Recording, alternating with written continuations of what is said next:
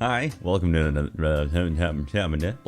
video. My name is Adam J. I hope you're having a great day. This is going to be one of those videos where we talk about something that's just part of life. You know, it's a part of life that we have to accept. It's not really something that we can change. It's just something we have to kind of adapt into our survival. What? It's about doing what you love, right?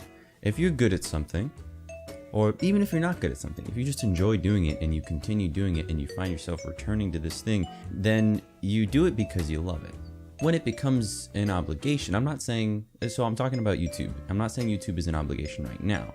The point that I'm trying to make in this video, and I guess I want you to take like a more, take something away that can be applied to anything, is that I don't think YouTube will ever be a job for me. Because I've thought about that. You know, I've thought about what if I was a YouTuber? What if eventually I gain a following and it's enough to sustain me and possibly a family? What if that is something that I end up doing? And as of right now, I don't think that would happen.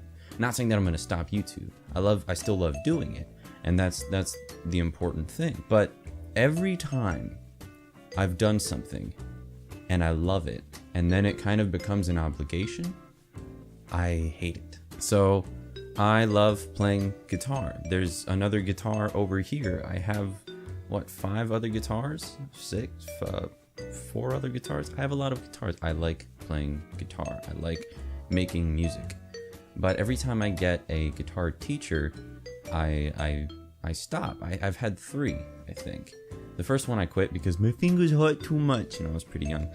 The next couple, and then one was like on and off again. It just didn't work. Or like I genuinely liked reading in school, but whenever the teacher said, "Here's a book, read it. I need proof that you've read it by annotating it by this much with this specific thing. I need you to do this by this date," and then I never read the book. It was the Book Thief that we had to annotate for one of my English classes. And I genuinely liked the book, but since it became an assignment, something in me was just like, no, like, fuck you. I don't know if I'm just like trying to be rebellious or something like that. That's not who I am. You know, I'm not one to just be like, fight the power, man. You can't tell me what to do. I'm a millennial. The point is, you do something because you love it. And then people say, if do what you love, you'll never work a day in your life. And that's not true, because a lot of people make their passion their livelihood. And that is a challenge in itself. It's hard to come back to that feeling of, man, I'm doing this because I love it. As opposed to, like, let's say a musician who is on tour and needs to do 5 different cities in 5 days. That becomes crazy. It becomes draining, and it's easy to forget why you do it. So I'm learning it now because, you know, I want to provide content to you guys, because now we have like almost 60 subscribers. I have a bunch of videos. And, you know, I'm not making money off of this. I do this because I enjoy it. And if other people enjoy it, great. That's icing on the cake. The already delicious and cake that is enough. I just can't words right now. Not sponsored by Taylor. So if you love to draw, if you love to sing, play an instrument, make videos, make anything. Graphic design doesn't even have to be artistic. You do it because you want to do it. That being said, if you can make that work as your job, great, go for it. I'm not saying don't do that. But just as for me, YouTube will never be a job. Just because it's something that right now is a hobby, is something that I enjoy, that I've pursued on different fronts. You know, I still want to add things to that video game channel, that gaming channel, or I still want to stream, but just because I enjoy it. I'm not doing it with the idea that, oh, it'll be another income for me. No, not at all. Same thing with the, you know, playing guitar. I'm not gonna become a touring musician. I want to do open mic nights, sure. I'll upload some stuff to SoundCloud, which apparently is dying, so I'll probably upload stuff here soon enough.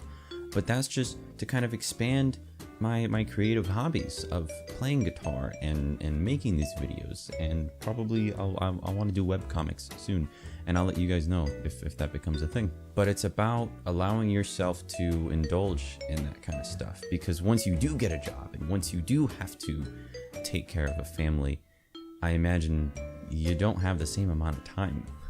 I'm sure with enough effort and diligence, and I'm sure that I can eventually make YouTube a thing for me, you know, like a job. Like I can be a YouTuber, I'm sure, because if I put my mind into something and you know, it's something that I'm enjoying, and I do the research and I put the effort in, I'm sure I can make it happen.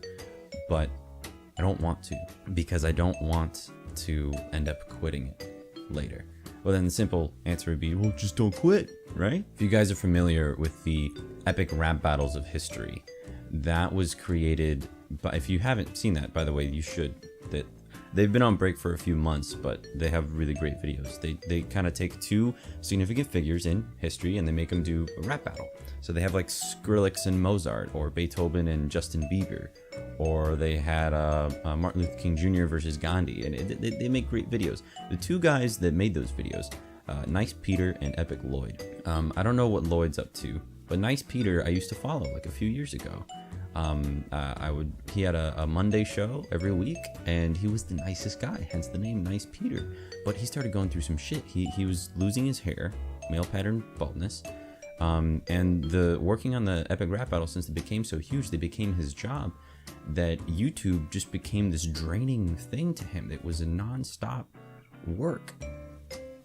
And he actually made a video on his second channel. He stopped posting to his first channel. His second channel, he said, I hate making videos. I thought about making a video the other day, and the thought, just, I hated it. And it's made me think of like a really shitty job. I used to work at CVS, and they gave me too many hours. It was literally 40 hours a week, but it didn't count as 40 hours because I had an hour break each shift, and it took me like an hour to get there, an hour to come back. It was a terrible job. And driving on the way there, just, I feel the dread. Like I wanted to cry. And that's kind of what Nice Peter was talking about. That like, it's an obligation. It became an obligation. And it's a terrible feeling, you know, when you do something you love and then other people like it. Yeah, okay, great. And then that one day you're just like, man, you know what, I'm not feeling it. I don't want that to happen with this. This is always gonna remain a hobby, and like, if I gain a following, great. I'm gonna keep that following, and I want to make this a place where we can kind of foster creativity and keep alive those things that we want to keep alive, not make them obligations. Again, if you can make it an obligation and you can own it and love it, go for it. I'm just saying, I'm afraid that will happen to me with YouTube. So that's that. I'm not gonna stop creating stuff, and whatever I create, I'm gonna be sure to share with you guys. So if you guys have any example of anything remotely similar to what I was talking about, let me know in the comments below. You know, if there's something that you truly enjoyed and then it somehow became a requirement, and then you're like, no, I'm not gonna do it as a requirement. What are you talking about? Let me know in the comments below. Thanks so much for watching, guys. This is just a quick little, you know, chat about life. I hope you enjoyed the video. If you did, hit the like button and subscribe if you want to see more. Thanks for watching. See you next time. Keep it humble.